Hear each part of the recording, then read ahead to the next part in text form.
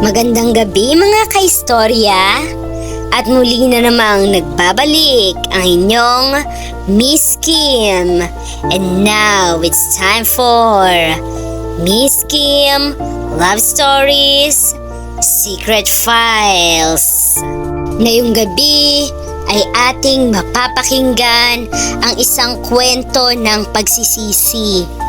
Ito ay may pamagat na ipinalaglag namin ng boyfriend ko ang anak namin. Itago niyo na lamang po ako sa pangalang Lira. 20 years old na at graduating student sa isang kilalang pamantasan sa Maynila.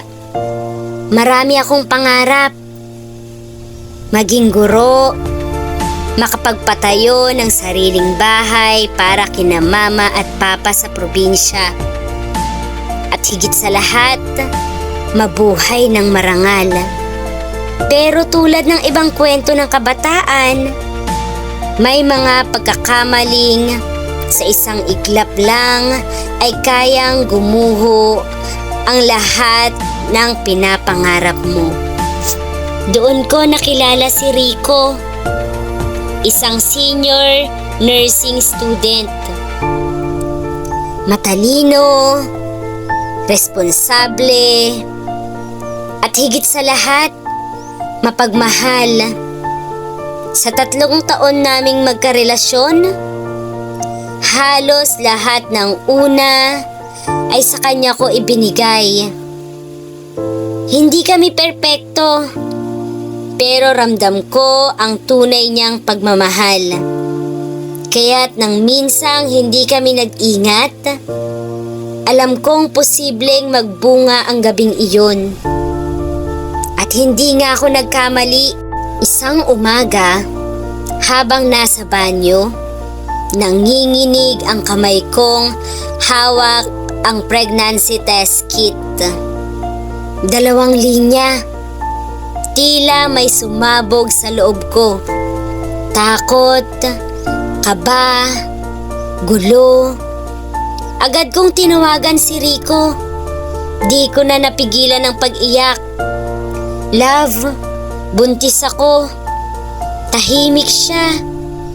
Ilang segundong parang 1 taon. Sigurado ka ba? Mahinang tanong niya. Oo, Rico, anong gagawin natin? Hindi ako handa. Hindi pa kami handa. Magtatapos pa kami. Walang trabaho at wala ring ideya kung paano bubuhayin ang isang bata. Pero higit sa lahat, alam kong ikasisira ito lahat ng pinaghirapan ko. Ilang linggo kaming lito. Lumalayo ang loob ko sa sarili kong katawan. Parang hindi ko ito katawan. Si Rico naman, hindi makatulog. Hanggang sa isang gabi, habang nakaupo kami sa parke, nagsalita siya. Lira, kung ipagpapatuloy natin to, baka hindi tayo makatapos. Baka pati mga magulang natin masaktan. Hindi ko gustong mangyari iyon. Alam kong tama siya, pero ramdam ko rin ang kirot ng realidad. At doon namin napagdesisyonan na ipalaglag ang bata. Hindi madaling hanapin ang klinika. Lihim lahat. Tumawag si Rico sa isang kakilala ng kakilala. Nung araw ng procedure, parang wala akong emosyon. Parang di ako tao. Wala akong nararamdaman kundi pamamanhid. Pagkatapos, nagkulong lang ako sa kwarto. Walang kahit sinong nakakaalam maliban kay Rico. Sa bawat pagdilat ko ng mata ko, naroon ang tanong, kasalanan ba ang ginawa ko? Tao na ba siya? May karapatan ba akong mamili Hindi ako relihiyosa, pero gabi-gabi akong humihingi ng kapatawaran. Hindi ko alam kung para saan.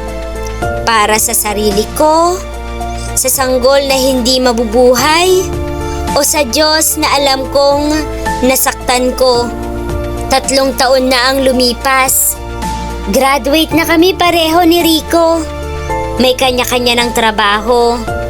Pero sa tuwing dumadaan ako sa ospital at may nakikitang bagong silang na sanggol, bumabalik ang bigat sa puso ko. Hindi kami naghiwalay ni Rico, pero may lamat na ang relasyon namin.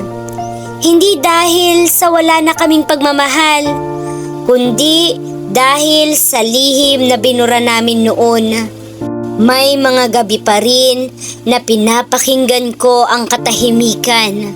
Sa dilim, iniisip ko, paano kung pinili ko siyang buhayin? Anong klaseng ina kaya ako? Hindi ko alam kung kailan ko mapapatawad ang sarili ko. Pero ang alam ko, habang buhay kong dadalhin ang alaala ng isang anak na hindi nabigyan ng pagkakataong mabuhay. 3 taon matapos ang lahat, pinili kong harapin ang isang bagong yugto sa buhay ko. Hindi ko alam kung kailan nagsimulang gumaan ang pakiramdam.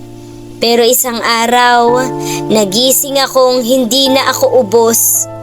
Si Rico, naging abala sa trabaho bilang nurse. Ako naman, nagtuturo na sa isang public high school sa Bulacan. Nagsimula kaming mabuhay ng magkahiwalay. Hindi dahil sa pagkamuhi, kundi dahil pareho naming kailangan ng espasyo para hanapin muli ang mga sarili naming naligaw noon. Isa sa mga estudyante ko, si Ella. 14 na taong gulang, tahimik at madalas nakatulala. Isang araw, nahuli ko siyang umiiyak sa likod ng classroom. Nakita ko sa kanyang mga mata ang matinding takot. Takot na kilala ko. Ma'am, bulong niya. Buntis po ako. Sa isang iglap, bumalik ang lahat.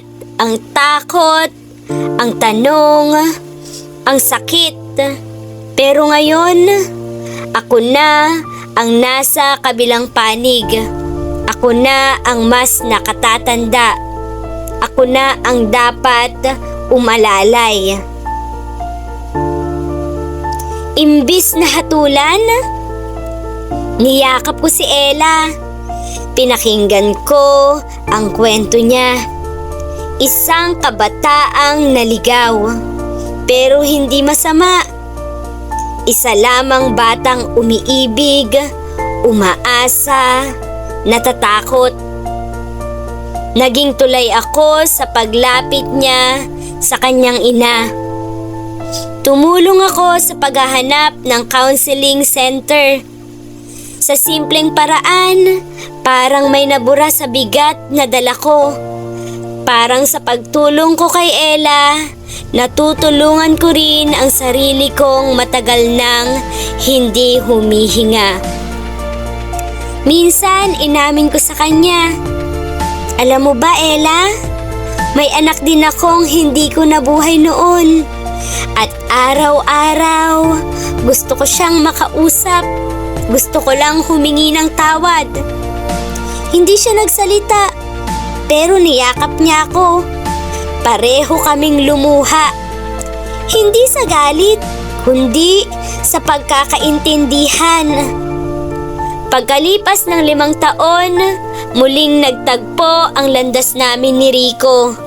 May dalang mga gamot para sa barangay outreach program ng aming eskwelahan. Hindi na kami gaya ng dati. Mas payapa na. "Kamusta ka na, Lira?" tanong niya.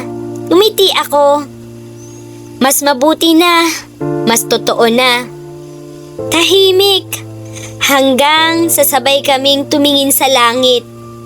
Walang salitang kailangang bitawan. Alam naming pareho, hindi kami masama, tao lang kami.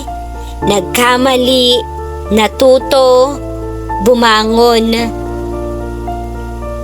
Isang araw ng Nobyembre, nagtanim ako ng isang puno sa bakanting lote malapit sa paaralan.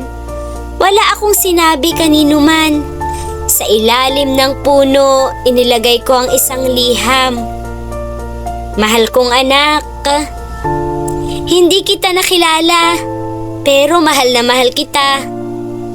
Araw-araw kong hinihiling na sana kung may kaluluwa man ang tulad mo, maramdaman mong hindi kita pinabayaan.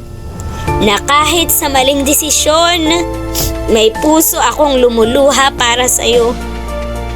Salamat sa pagbibigay sa akin ng bagong mata para mas mapansin ko ang mga batang katulad mo. Hindi kita malilimutan, Mama." Sa wakas, natutunan kong patawarin ang sarili ko. Hindi dahil nalimutan ko ang kasalanan ko. Hindi dahil nalimutan ko ang kasalanan ko, kundi dahil sa wakas, nauunawaan ko na ang puso ay hindi perpekto, pero may kakayahang lumaban, magmahal at tumubos. Ang buhay ay hindi palaging may masayang simula o masayang wakas, pero maaari itong magkaroon ng bagong simula. Kung handa tayong harapin ang anino ng nakaraan at yakapin ang liwanag ng pagbabago. Pagkatapos ng 5 taon, kahit may mga araw na abala ako sa pagtuturo, pagtulong at paminsan-minsang pagngiti, may mga gabi pa ring bigla na lang akong naiiyak. Isang gabi, habang nakahiga, nadampian ng hangin ang mukha ko. Tila may dumaan na alaala. Ang init ng isang palad ng sanggol na hindi ko kailanman nahawakan. Tila nananaginip ako. Tila ako'y multo sa sariling kwento. Hindi ko na siya mababawi. Hindi ko na mababalikan ang araw na iyon. Kahit ilang beses kong tanungin ang sarili kong, bakit ko pinayagan? Hindi pa rin sapat ang sagot para pagaanin ang bigat sa dibdib ko. Nakita ko minsan si Rico sa simbahan. Mag-isa siyang nakaupo, nakapikit, tila tahimik na humihingi ng tawad sa Diyos. Umupo ako sa bandang likod. Doon ako pumikit. Doon ako muling humiling ng isang bagay. Kung maaari lang, kahit isang gabi, sana mapanaginipan ko siya, yung anak namin. Gusto ko lang makita ang ngiti niya. Gusto ko lang marinig kung anong pangalan ang babagay sa kanya. Hindi ko na siya mabubuhay, pero baka sa panaginip, kaya ko siyang isulat, isalaysay, ibuhos ang lahat ng sana. Minsan, dinala ako ng mga paa ko sa isang sementeryo sa malapit. Wala akong kamag-anak doon, pero may nakita akong isang puntod na walang pangalan. Bago pa lang, puting simento, walang litrato. Lumuhod ako, walang dahilan, walang paliwanag. Parang may humila sa akin. Parang doon ko gustong magpatawad. Doon ko gustong magpakumbaba. Kung naririnig mo ako, anak, patawad. Hindi ko alam noon. Takot ako. Takot kaming dalawa ng tatay mo. Wala kaming sapat na tapang para piliin ka. Pero hindi ka nawala sa puso ko. Araw-araw iniisip ko kung ilang taon ka na sana ngayon. Ilang beses mo sana akong tinawag na mama. May ilang gabi pa ring lumalakad ako sa dilim ng alaala. Pero ngayon, hindi na ako natatakot sapagkat kahit andon ang anino ng aking pagkukulang, dala ko rin ang ilaw ng aking pagkilala na ako'y nagkamali at tanggap ko. Pagsisisi ang kaakibat ng tunay na pag-ibig minsan. At sa pagsisisi, naroon ang paalala na may mga bagay tayong kailangang dalhin habang buhay. Hindi upang saktan ang sarili, kundi upang paalalahanan na sa susunod, pipiliin na nating lumaban, tumindig at ipaglaban ang tama. Hindi kita na ipaglaban noon, pero dala-dala kita hanggang ngayon. Sa bawat estudyanteng tinutulungan ko, sa bawat batang inaalalayan kong huwag matakot, sa bawat dasal na inaakyat ko sa langit. Marahil hindi na kita mababawi, pero marahil ako ang kailangan ng iba para hindi na sila mawalay gaya mo. Miss Kim, ito ang aking pagsisisihan sa buong buhay ko. At sana maintindihan ako ng mga tao.